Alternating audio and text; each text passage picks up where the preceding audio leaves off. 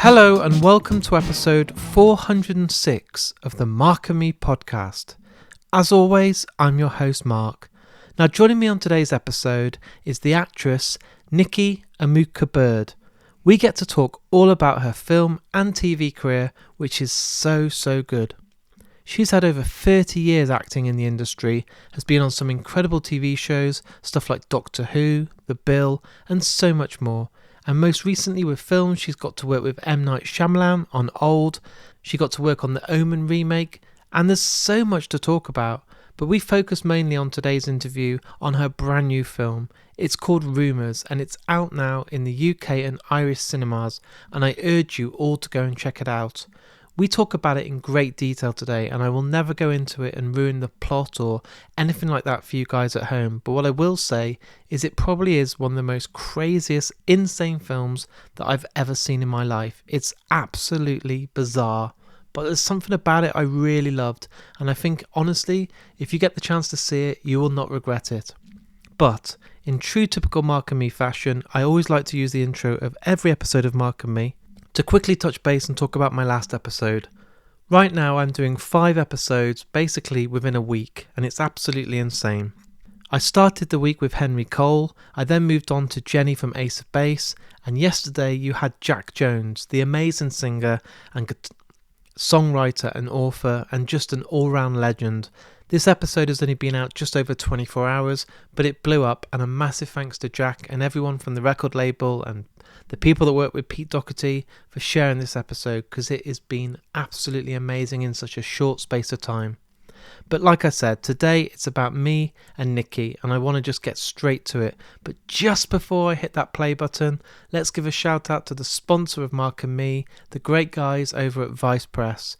As always, guys, if you want to get yourself a discount, head over to their website, look at some amazing stock, add it to your basket. They've got some amazing collectibles, licensed prints, posters, and so much more.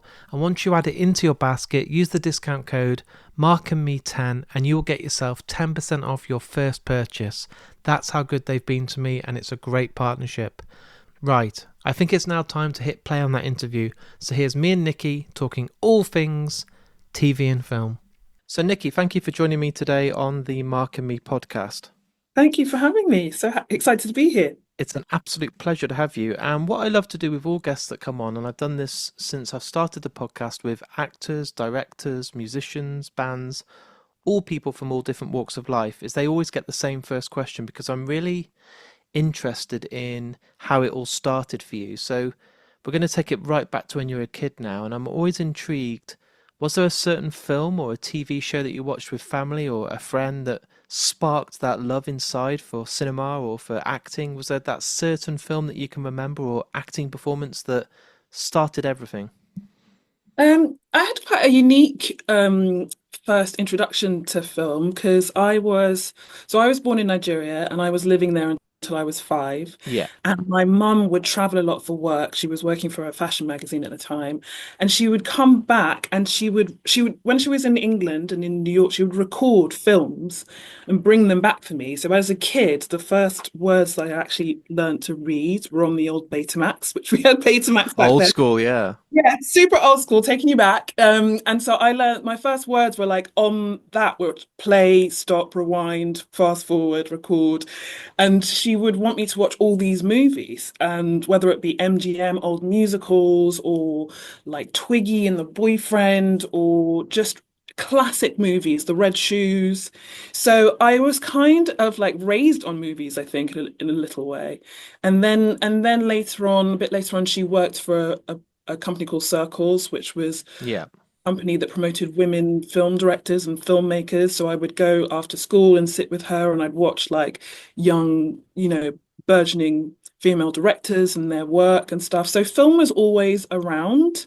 But originally I wanted to be a dancer, actually. Okay. And it wasn't until I did my first play when I was about 17, 18, and I played the blind worm in James and the Giant Peach. That's a cool book. I And remember that as a kid. and that was like my first experience acting, and I just had a lot of fun with it. I think quite like it's probably very PC now. I think I did an impression of Stevie Wonder at some point. Wow. And then my theatre studies teacher at the time, Mike Friend, was like, you should think about going to drama college. And he basically encouraged me to go. And then it wasn't until I got there that I really sort of caught the bug properly. But that was my journey. Yeah. What I'm always interested in is with families, I think it's difficult. You've either got parents that are going to support you to the moon and back, or they're going to not be a stumbling block, but they're going to be the voice of reason. And when you become an actor or a musician or something that's in the entertainment world, I Yeah. think sometimes it can be a bit of a fear because your mum and dad might be like, there's a lot of risk there. We'd rather you get a proper job and education and go and work in an office or a secure role that means a lot, that has a lot of kind of to fall back on. And I think if you Yeah. turn around to your parents and say, Mum, Dad, I want to be a film star or I want to be an actor, they might Yeah. get this kind of fright of like, oh, it's not always given to you. And I wondered, that sounds to me like your family were probably in from day one to support you. Yeah, I was raised by a single mother. Her name was Yeah. Patricia. And she was always just really invested in the arts and culture. And, I think for her, it was just so natural. I think in a way, I was living out maybe some of her dreams, things that she wasn't able to do. So it was almost the opposite. She was like, why do you need to go to university? Just follow your dreams and do Oh, this is refreshing. I love it. do what you want to do. And of course, that's really important because, I went to drama college. She helped me initially find the fees to do that. And I think when I was there, I struggled a bit with the fees and they kind of kept me on, once I'd kind of proved myself a little bit. But she would always like, say like, look, we don't know how we're going to get through this. We don't know how we're going to pay the fees, but if I can get us going and you do your thing and I will support you as much as I possibly can.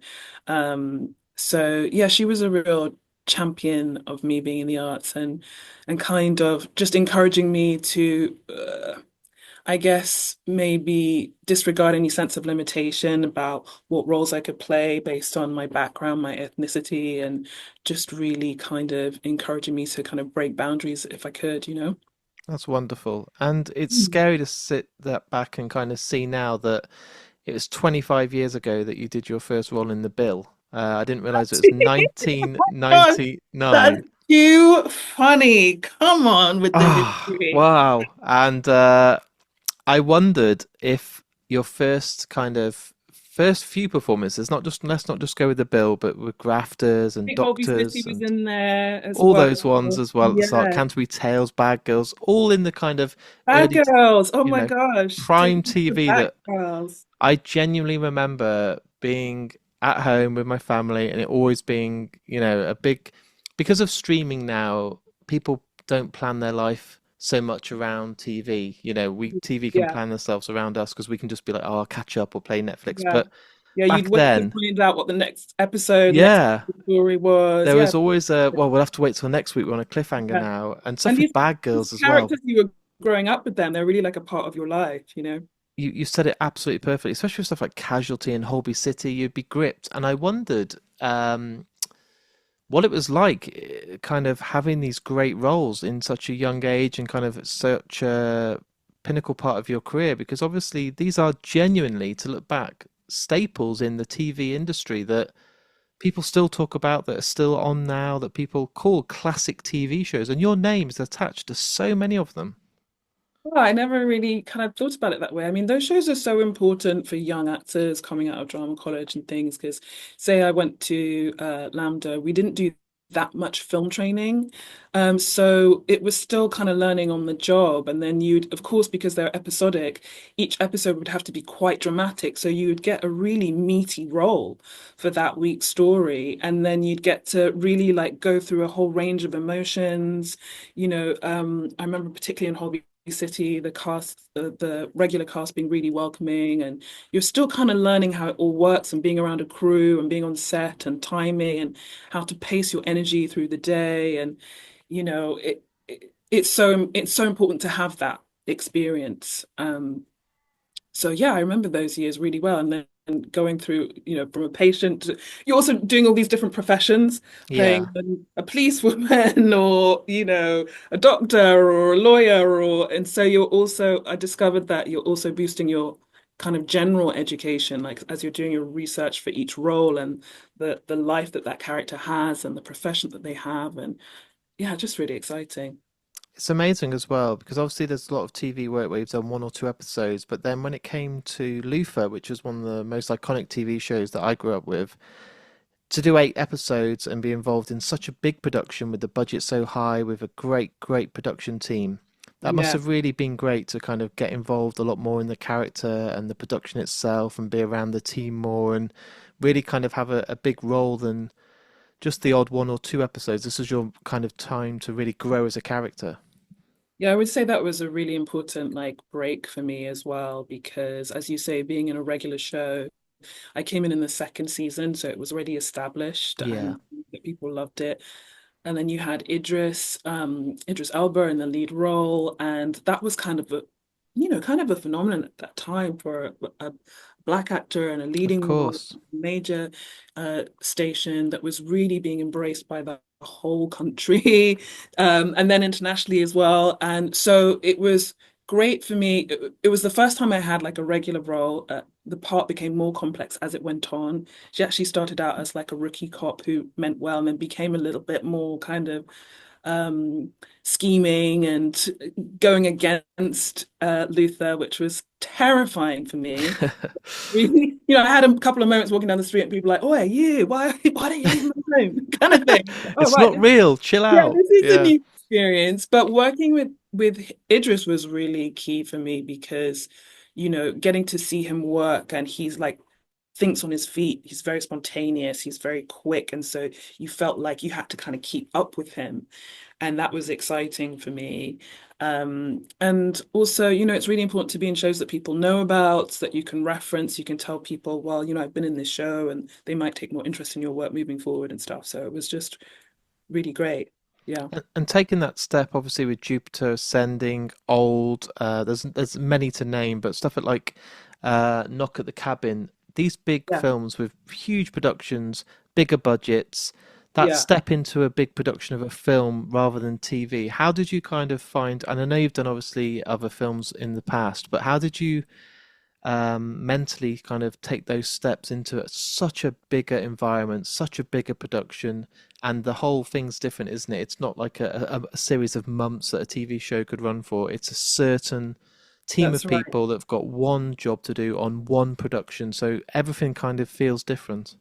Yeah, and you really feel the benefit of having all of those years experience leading up and every break Yeah. that you got, every episode, like we're talking about of Holby or The Bill or Silent Witness, you kind of feel the benefit that, it's a bit, like Karate Kid. I don't know if you know Karate Kid, the Unbelievable film. wax on, wax off, and you're Yeah. kind of, it's not until you get into the big arena and you go, oh, wow, I actually do have, when he finally Now I know why I've been yeah, painting well, a I've been fence for painting six the weeks. fence. Yeah. It's like, oh, right, no, I do have the skill set to do this. Yes. It really helps because the pressure's amped up and the nerves are amped up. And, you might not have, sometimes you have a lot of time, sometimes you don't have a lot of time to really nail a scene, but you feel you have to produce and you have to be able to uh, trust your experience and trust that you kind of know what you're doing now and really have fun with it. Um, but like thinking about working with M. Night Shyamalan on What an incredible talent. Knock at the Cabin. What an incredible talent Yeah. and visionary and someone who really loves cinema, but he's somebody who like storyboards all of the movie and kind of has choreographs it with almost with the stand-in. So by the time you get on set, he knows exactly how a scene is going to play out, and you have to fit into the choreography. So, being able to trust that you can fill that with your own emotion in the work that you've done is really useful. So it feels like it all paid off at the right time for me. And obviously, today I would get shot if we were not talking about Rumours. This is why you're doing your press tour at the moment, and I've been Yeah. lucky enough to see an advanced copy of the film. Oh, cool. And my first reaction when I woke up from kind of thinking about it the next day was it felt like a huge dream that I had woken up from and started writing down what happened. It was so Yeah. strange, so mysterious.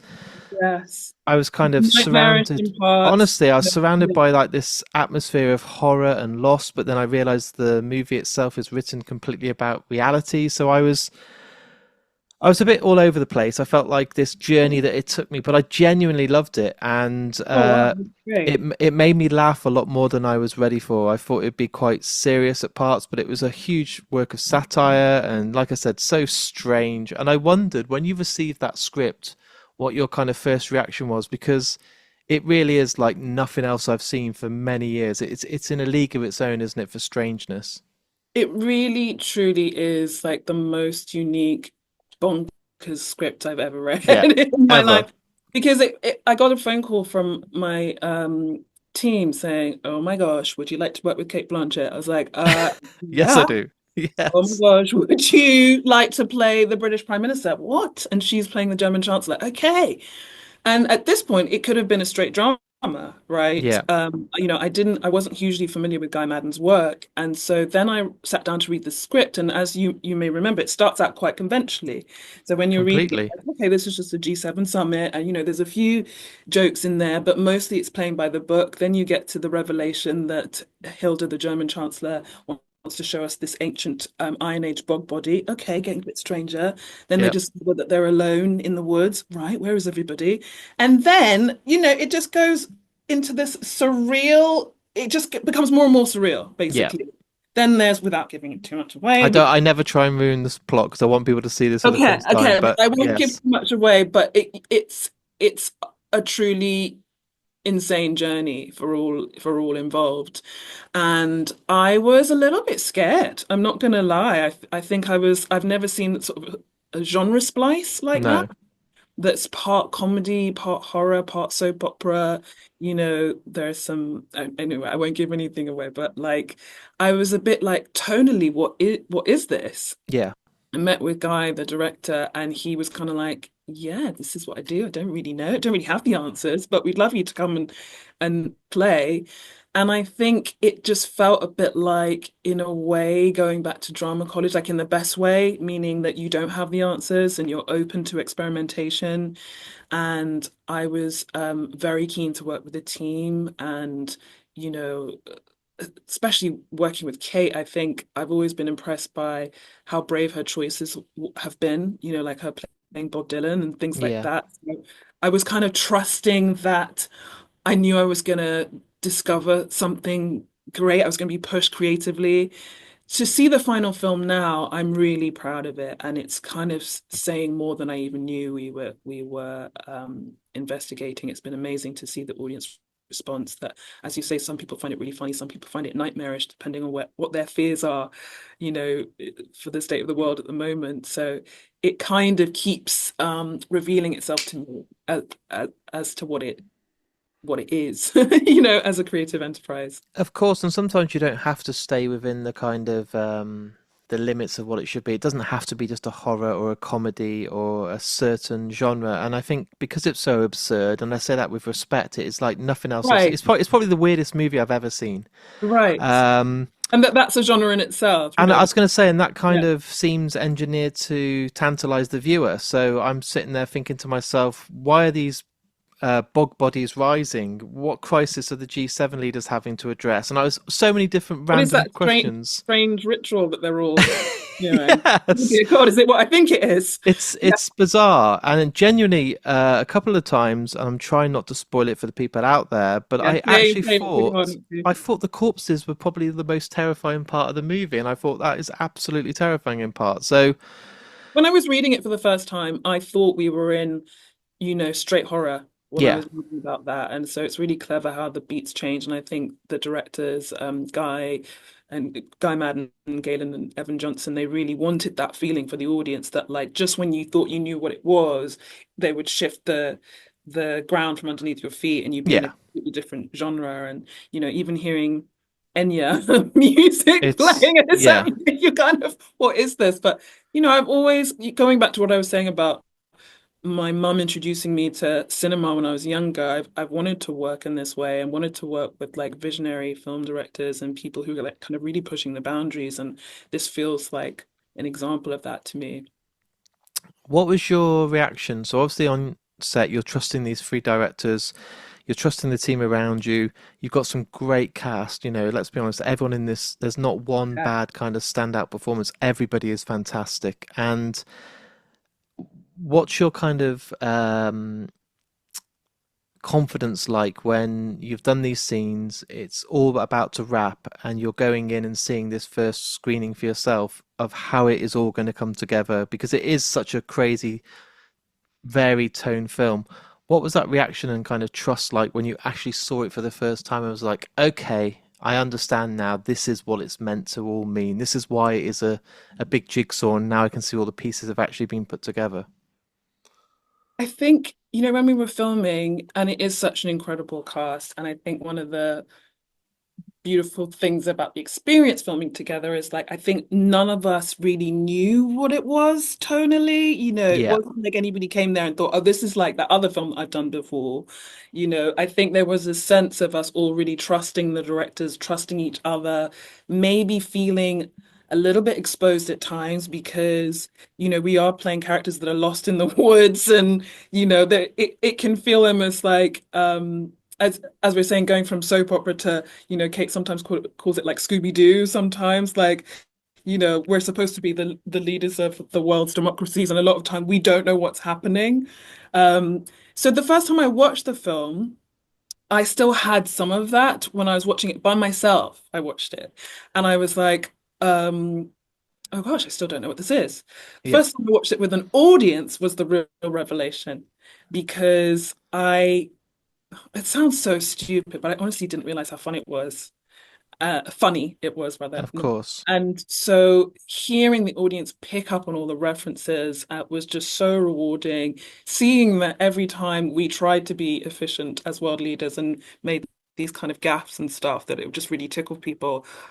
That's when I really kind of was like, oh, this is great. This is really, the audience informed me as to what it was in a way, if that makes Of sense. course. We only have a couple of minutes left, and I have a final question that I ask everyone that comes on the podcast. And I put you on the spot a little bit today, Nikki. At the end, a piece of music will play. So at the very end of the episode, after the interview is all edited and ready for the world to listen to, you can All right. choose any song you love in the history of music, or a song that just means a lot to you personally, and it will be played at the very end of the interview. And I've asked this to all 400 guests that have come on. Everyone All right. picks a different song, but it's something that you love. I know it's completely different to the film talk and the TV talk, but it And makes it the can episode be exclusive to unrelated you. to film. It can be just a song that means a lot to you, and it's always nice to hear the reason why you think that came to your head before any other song. Um, well, I guess I'll just say the song that just came into my head Of immediately, which course. was Killing Me Softly.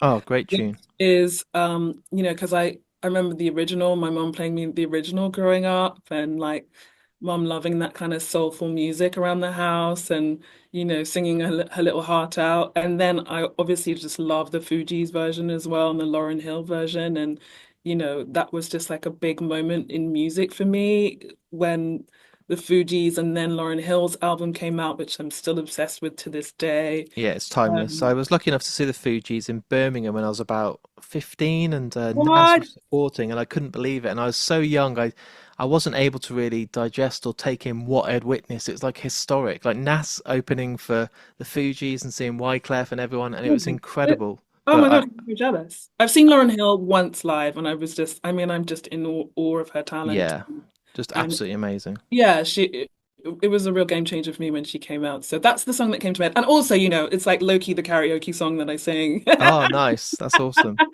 But yeah, that's the song that came into my head. So Perfect. Literally, by 1 minute we have left, I wanted to just take the time to say thank you for coming on the podcast. It means a lot. thank you so much. It's been such a good chat. Thank you. Thank you. Good luck with the release of the film. I can't wait to tell people to go and see it. I can't wait to see people's reactions and kind of Yeah. like, what the hell was that? Did I have some drugs with that film? Yeah. Well, I'm so glad you enjoyed it. It's been a pleasure talking to you. I did. And just like to say good luck with the rest of the press, and I hope it all goes well. Thank you. So there it is. There's my interview with me and Nikki. What a great actress, an amazing person to talk to. We got quite a lot covered, I thought, in the time that we had. And as always, with all the guests that come on Mark and Me, I do hope we can get her back on in the future to talk more about TV and film, because my God, her career has got so much great acting roles in it, and I'd love to welcome her back. Like I said at the start of today's episode, the brand new film Rumours is out now in UK and Irish cinemas. If you do go and see it, let me know in the comments or drop me an email. I reply personally to everyone that gets in contact. Also, if you've enjoyed today's episode, please hit that share button. It means the whole world. The podcast will always remain free. It has done for 8 years and that will never change. But the only way I can keep spreading the word out there, because I don't make money off it, I don't have a marketing budget or a big company backing me. I am a one-man team. All I ask in return while you listen to these episodes, and I say this on every single episode because it's that crucial to the growth of Mark and me, just take a second to please share it. It is literally the touch of a button on Twitter, Facebook, Instagram and TikTok, and it goes such a long way, and I see more and more people doing it every episode, so let's keep that trend going. I do also have a Patreon account. I know times are hard and money's tough, but if you can help me with just maybe a couple of pounds a month, it does go right back into the podcast. It allows me to host it on all these different directories for you guys out there. Travel the country to do more and more interviews, which basically means more interviews for you guys at home. Right, before I go, I want to give another shout out to another sponsor of the podcast, Richer Sounds. If you want some headphones, anything to do with audio and visual, a brand new TV, a Sonos, whatever you want to get, go to richersounds.com or visit any of their high street stores. They won't be beaten on price and they've been unbelievable to Mark and me, so thanks so much for those guys for supporting me each and every month. I'll be back tomorrow with another episode of Mark and Me, so until then, look after yourself, take care, and I'll speak to you all very soon. Strumming my pain with his fingers, singing my life with his words, killing me softly with his song, killing me softly with his song, telling my whole life with his words, killing me softly with his song.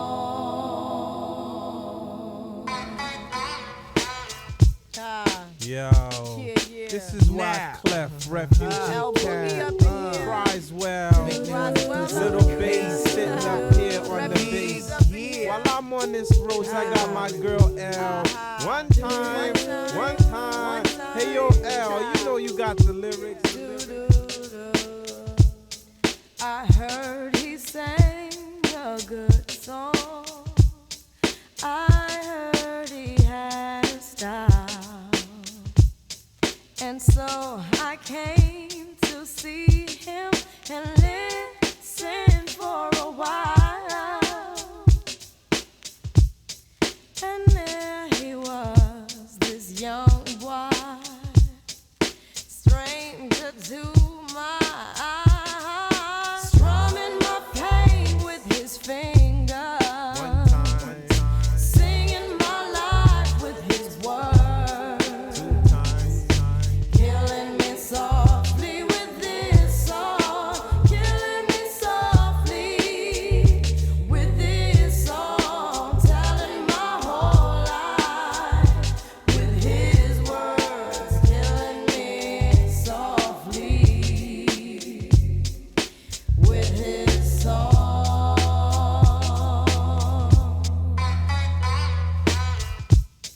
I felt all flushed with fever, embarrassed by the crowd. I felt he found my letters and read each one out loud.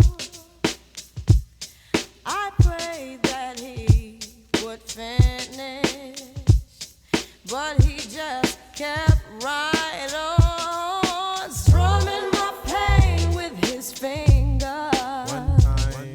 singing my life with his words, killing me softly with his song, killing me softly with his song, telling my whole life with his words, killing me softly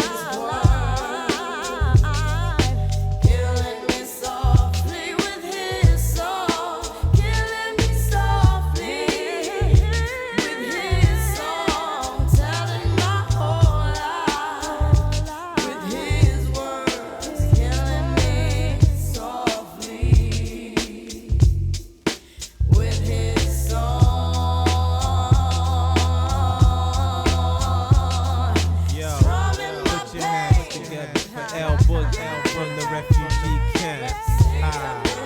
You know how we do. Wyclef Croswell. My man Little Bass. Jerry one time. This is how we